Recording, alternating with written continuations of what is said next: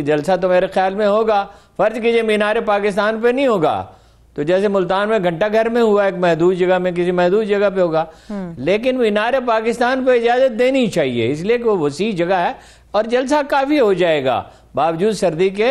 دیکھیے وہ ایک سندھ کے سیاستدان تھے بجارانی صاحب جنہوں نے بعد میں خودکشی کر لی تھی، بہت بڑے جاگیردار تھے، بہت ہی بڑے، اور وہ آزاد بھی جیت جاتے تھے، زیادہ تر وہ پیپلز پارٹی کے ساتھ رہے۔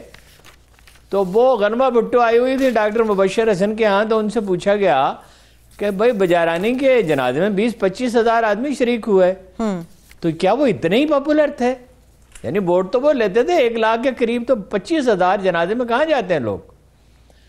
تو انہوں نے کہا نہیں، غنمہ بھٹو نے کہا آپ لوگوں کو غلط فہمی ہے، وہاں رواج ہے کھانا تقسیم کیا جاتا ہے، کھانے کے بعد سندھ میں کھانا تقسیم کیا جاتا ہے۔ میں نے خود 83 میں ایک بہت تفصیلی رپورٹ پڑھی تھی، اس پہ لکھا بھی تھا سندھ میں جب ایجیٹیشن ہو رہا تھا 125 مزار ہیں، 25 سے 30 ہزار آدمی سارا سال وہ جاتے ہیں ایک مزار سے دوسرے مزار پہ، انہی مزاروں پہ کھانا کھاتے ہیں، وہیں رہتے ہیں۔ اچھا داتا دربار میں آپ نے دیکھا ہوگا، پیر مکی پہ دیکھا ہوگا، یہاں بری امام کے مزار پہ دیکھا ہوگا، سینکڑوں آدمی 1000 روپے اگر روزانہ دیا جائے، ایک دن کے لیے دیا جائے اور لاہور کی سیر بھی ہو۔ لاہور کی سردیاں کیا ہے، فیض احمد فیض سے مشہور جو ہمارے نامور شاعر تھے اسے گلابی جاڑا کہتے تھے، لاہور کا گلابی جاڑا۔ اچھا جی، گلابی سردیاں۔ لاہور میں کیا سردی ہوتی ہے؟ یہ ممکن ہے سردی ہو۔ لانگ مارچ مجھے مشکل دکھائی دیتا ہے، اس سے پہلے ڈسکشن ہوگی۔ دیکھیں ان کے پاس آپشن کیا ہیں۔ آج تو ایک کالم نگار نے لکھا ہے، آج لکھا ہے، کل لکھا ہے کہ بھائی وہ ان تینوں کو ٹارگٹ کریں گے، عمران خان کو بھی، لیکن اس پہ مجھے شک ہے، اس لیے کہ یہ وہ صاحب ہیں جنہوں نے کہا تھا کہ جنوبی وزیرستان میں جو جنرل کیانی کے زمانے میں آپریشن ہوا تھا، شمالی وزیرستان میں تو بعد میں ہوا، 3 لاکھ آبادی قتل کر دی گئی، تو میں انہوں نے بتایا کہ کل آبادی 1,80,000 ہے۔ اب یہ پتہ بھی نہیں چلتا نا کہ کون کس کے کہنے پہ کیا لکھ رہا ہے۔ تو لیکن یہ ہے کہ لانگ مارچ کا اعلان متوقع ہے میرے خیال میں، وہ تو اس سے پہلے 8 دسمبر کو میٹنگ ہوگی، اور اس میں 2 آپشنز ہیں، عدم تحریک عدم اعتماد کا اور استعفوں کا۔ استعفوں تک تو بھی بات نہیں جائے گی میرا خیال ہے، عدم اعتماد سے پریشر آئے گا، یا لانگ مارچ ہوتا ہے۔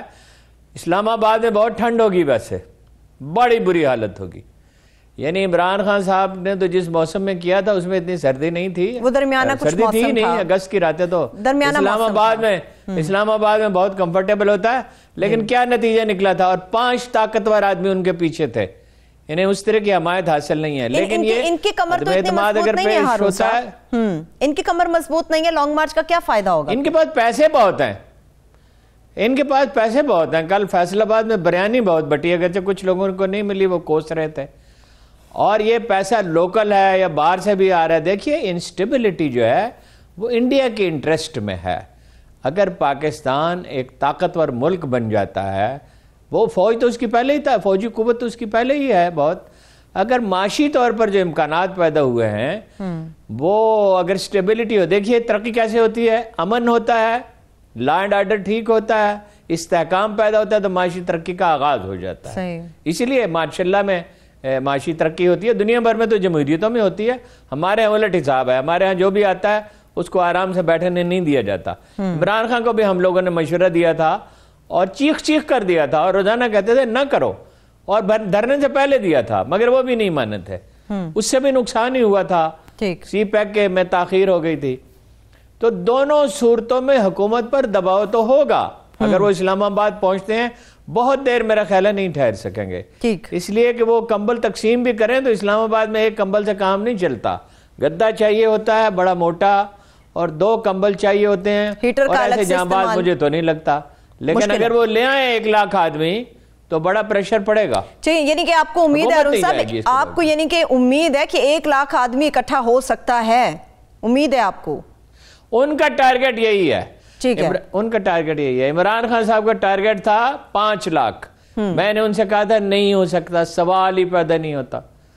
اور آج کل تو لوگ کرکٹ کا میچ بھی ٹی وی پہ دیکھتے ہیں اور جلسے بھی ٹی وی پہ سنتے ہیں، تو یہ کون لوگ ہیں ہارون صاحب جو ریلیاں جلسہ تھا؟ ہاں یہ کون لوگ ہیں جو کورونا کے دوران ریلیاں بھی کرنا چاہ رہے ہیں, نکل بھی رہے ہیں, اور موٹر سائیکل کی ریلیاں بھی ہوں گی؟ ذرا 13 دسمبر کے جلسے پر آئے نا ہارون صاحب, اس جلسے کا کیا بنے گا؟ کس قسم کے اعلانات ہمیں اسپیکرز پر سننے کو ملیں گے؟ نہیں مطلب آپ سیرچ کر رہا ہوں نا کہ دیکھیے کچھ لوگ تو ان میں سے کہہ رہے ہیں کہ تینوں آدمیوں کو ٹارگٹ کریں. اب نواز شریف صاحب اگر تقریر کرتے ہیں وہ تو کریں گے, ٹھیک ہے, لیکن میرا خیال ہے کہ مشکل ہوگا, اس کو روک دیا جائے گا کسی نہ کسی طرح. ٹھیک ہے, لیکن یہ کہ لانگ مارچ کی تاریخ کا اعلان متوقع ہے, اور وہ ایک تو کرونا بہت شدت سے پھیل رہا ہے, ایک ٹھنڈ بہت شدید ہوگی, یہ دو فیکٹر ان کے حق میں نہیں ہیں. ٹھیک ہے, لیکن بہرحال آتش انتقام میں تو ملکہ عالیہ بھی جل رہی ہیں اور حضرت مولانا فضل الرحمان بھی جل رہے ہیں. اچھا, ملکہ عالیہ کی آپ بات کر رہے ہیں, فردوس عاشق اعوان صاحبہ ملکہ عالیہ سے متعلق کچھ عرض کر رہی ہیں, اجازت ہو ہارون صاحب تو سنا دوں آپ کو؟ جی پروڈیوسر صاحب ذرا سنائیں گے فردوس عاشق اعوان صاحبہ کیا فرما رہی ہیں؟ کلپ دکھا دیں. جی پروڈیوسر صاحب. روز جو ہے وہ سیاسی چٹکلے چھوڑ رہی ہیں کہ حکومت گھر جا رہی ہے, حکومت کہیں نہیں جا رہی. البتہ مریم نواز ضمانت پہ ہیں اور ضمانت خارج ہونے کے بعد وہ جیل جا رہی ہیں. ہارون صاحب فردوس صاحبہ ڈرا رہی ہیں, اندیا دے رہی ہیں, کیا بتانے کی کوشش کر رہی ہیں مریم صاحبہ سے متعلق؟ ڈرا ہی رہی ہیں میرا خیال ہے, اتنا دمخم نہیں ہے اس حکومت میں. اتنا دمخم اگر ہو, دیکھیے لندن میں پچھلی صدی کے شروع میں بہت فسادات ہوئے تھے اور طویل عرصے تک ہوئے تھے, اسے روک دیا گیا, پھر کبھی نہیں ہوئے. پھر آپ کو یاد ہے 3-4 سال پہلے لندن میں فسادات ہوئے, ساری رات عدالت بیٹھی رہتی تھی, وہ ویڈیوز کی مدد سے انہوں نے شناخت کیا, اس کے بعد امن رہا. ہارلم کے علاقے میں, نیو یارک میں کئی اشرے تک پولیس داخل ہی نہیں ہو سکتی تھی آسانی سے, عام آدمی تو بالکل نہیں جا سکتا تھا, لٹ جاتا تھا. منشیات کے اڈے تھے اور جوئے کے اڈے تھے اور کالے دندناتے پھرتے تھے. لیکن ایک آدمی آیا, جولیانی میئر, اس نے کہا زیرو ٹالرنس. وہاں تو پولیس جو ہے وہ میئر کے پاس ہوتی ہے نا. اب آپ ہارلم میں بالکل ویسا ہی ایک علاقہ ہے جیسے اور بہت سے علاقے ہیں, وہ تباہ حال تھا, مکان کھنڈر ہو گئے تھے, بھلے لوگ وہاں جاتے نہیں تھے, خوشحال لوگ وہاں رہتے نہیں تھے, وہ جرائم پیشہ لوگوں کی ایک بستی تھا. جیسے سوات میں ہمارے ہاں ہوا, وزیرستان میں ہوا, اور بہت سی جگہوں پہ ہوا, طالبان جہاں قابض ہو گئے تھے, لوگوں کو چھریوں سے ذبح کرتے تھے جیسے بکرے ذبح کیے جاتے ہیں, اور گھروں میں وہ بنتی تھی, خودکش جیکٹیں بنتی تھی. تو اگر تو آپ زیرو ٹالرنس کی پالیسی اختیار کریں, آزادی دیں ان کو جلسہ کرنے کی, جلوس نکالنے کی. جیسے ہی کرونا قابو میں آتا ہے, چند مہینے کی بات اب تو رہ گئی, تو ان کو پوری آزادی دیں, خوب تقریریں کریں, خوب جلسہ کریں. ٹھیک ہے, لیکن آپ دیکھیے نا, وہ اگر اور کچھ بھی نہیں ہوگا تو میڈیا پہ ٹائم لیں گے. اور ایک کوشش یہ بھی کچھ لوگوں کی ہوگی جو بہت بے رحم ہیں, نام لینے کی ضرورت نہیں, آپ جانتے ہیں, جنہوں نے خود بھی قتل کیے ہیں. ایسے سیاستدان ہیں نا جنہوں نے قتل کیے ہیں, اب نام لینا مناسب نہیں ہے, تو وہ چاہیں گے کچھ لاشیں مل جائیں.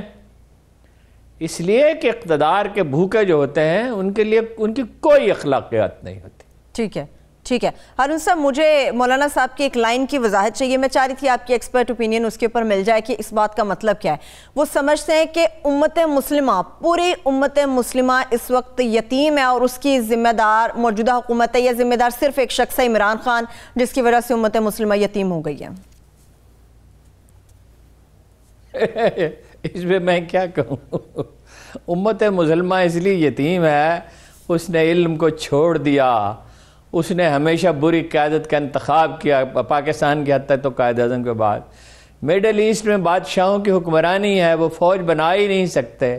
جو اسلحہ سعودی عرب میں پڑا ہوا ہے, F-35 طیارے ہیں جو صرف اسرائیل اور امریکہ کے پاس ہے, متحدہ عرب امارات کے پاس, انہیں چلائے گا کون؟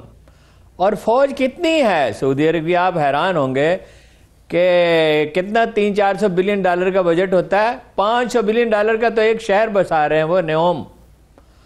اور کتنی فوج ہے, 20-25 ہزار کی, ایل ٹرینڈ, پراپرلی ٹرینڈ بھی نہیں ہے. جی, تو یہ اقبال نے کہا تھا